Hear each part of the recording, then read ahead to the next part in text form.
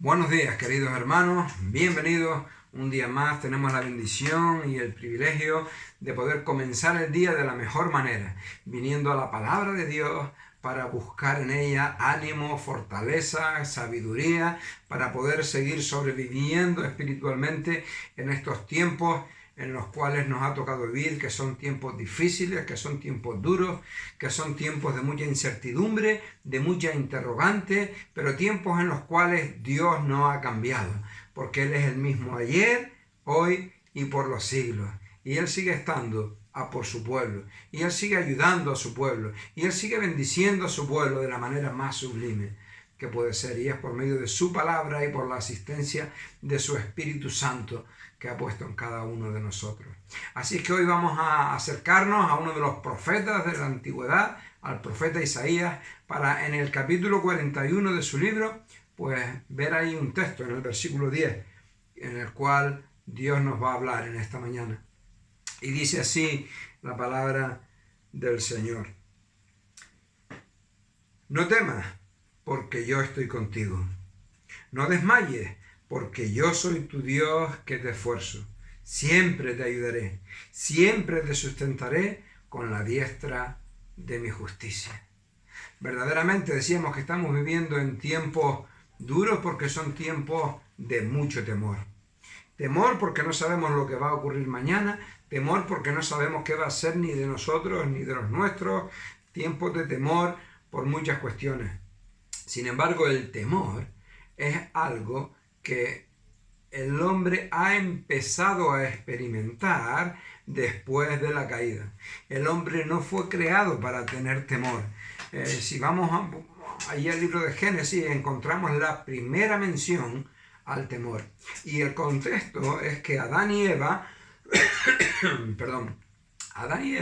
después de haber sido puestos allí en el jardín del Edén, después de tener perfectamente claras las instrucciones de parte de Dios, después de saber qué es lo que podían hacer y qué es lo que no podían hacer, ellos decidieron desobedecer a Dios.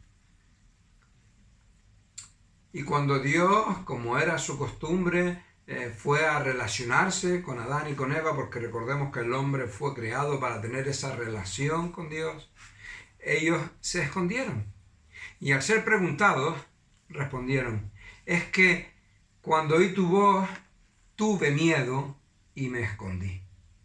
Después de pecar fue la primera vez que el hombre tuvo miedo, tuvo temor, y eso le llevó a esconderse. Eso nos enseña que el temor no es algo natural en el hombre, sino que el temor es producto de la caída del hombre por su culpa de su desobediencia. Nos dice Primera de Juan en su capítulo 4 que en el amor no hay temor, sino que el perfecto amor echa fuera el temor, porque el temor lleva en sí castigo, de donde el que teme no ha sido perfeccionado en el amor.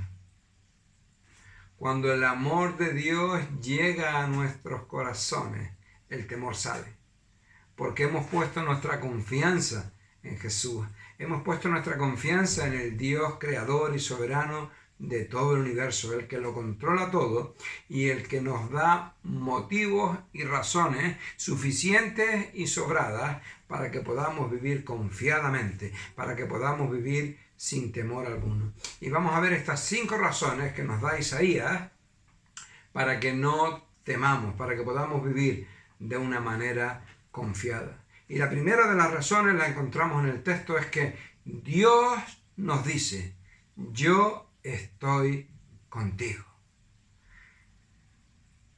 Pasar por momentos malos, por momentos difíciles solo, es terrible, pero pasarlos acompañado es un gran alivio. Sin embargo, ese alivio se multiplica por el infinito cuando aquel que nos acompaña en nuestros momentos de circunstancias difíciles es el Dios soberano, es el Dios creador, es el Dios todopoderoso, Es el Dios que lo tiene todo medido y que no deja que nada escape a su control. Es verdad que estamos pasando por momentos difíciles, pero esos momentos difíciles forman parte del plan de Dios para que su proyecto se lleve a cabo en este mundo y las cosas van camino a realmente momentos malos, momentos terribles, pero que Dios promete que antes de que esos momentos terribles, que la Biblia describe como la tribulación y la gran tribulación, lleguen, Él nos va a librar de ellos. Él va a venir a buscar a su pueblo para llevarnos al cielo. Y mientras aquí el mundo está pasando por ese periodo de angustia tremenda, sin límite, de gran tribulación y tribulación que describe la Biblia, nosotros estaremos en su presencia celebrando lo que la Biblia llama las bodas del Cordero. Bendito sea su nombre. Él está con nosotros. En los momentos estará en el futuro porque nos mandará a buscar, pero también en cada momento difícil. Ya desde la antigüedad conocemos, por ejemplo, la historia de Sadrach, Mesach y Abednego, que por querer obedecer a Dios fueron lanzados a un horno ardiendo. Y nos dice la Biblia que ellos salieron del horno sin sufrir el más mínimo rasguño, sin sufrir la más mínima quemadura, ni en ellos, ni en su ropa, ni en nada de lo que llevaban. ¿Por qué? Porque los echaron a los tres en el horno de fuego, pero sin embargo en el horno había 4. Porque Dios bajó con ellos al horno de fuego. En el momento de aflicción Dios no quiso dejarles solos. Dios estuvo con ellos en medio del horno. ¿Podía haberles protegido y guardado desde afuera? Por supuesto que sí, pero Él quiso bajar con ellos, porque Dios está con sus hijos. Y en medio de estos tiempos tan duros, tan difíciles, de tanto aislamiento y de tanta cosa mala, ya tú sabes que nos ha tocado vivir, podemos tener la absoluta seguridad de que Dios está contigo y conmigo, porque Él lo ha prometido y su palabra no es poca cosa. Así que podemos gozarnos en la realidad de que Dios está contigo. Número 2, Dios es un Dios personal. Él dice, yo soy tu Dios, por medio de Isaías. Qué maravilla saber que el Dios creador del universo, que el Dios creador de todo lo que existe, que el Dios que hace que todo lo que exista permanezca ahí, el Dios que lo tiene todo controlado, la historia, los tiempos, todo, es un Dios personal. Es un Dios que ha buscado tener una relación personal con cada uno de nosotros. Él no es una estatua de yeso, Él no es un Cristo clavado ahí que no puede ni moverse y hay que llevarlo de un lado para otro. No. Él es un Dios vivo porque ha resucitado y es un Dios personal porque Él quiere tener una relación personal con cada uno, con cada persona, con cada ser de esta tierra. Algunos ya tenemos esa relación porque por medio de arrepentirnos de nuestros pecados y creer en el Evangelio hemos nuevamente religado esa relación para la cual el hombre fue creado, de tener comunión con Dios, y ya podemos disfrutar de ello. Lamentablemente muchas personas, lamentablemente la mayoría de las personas no han querido tener esa relación, pero Dios está ahí esperando.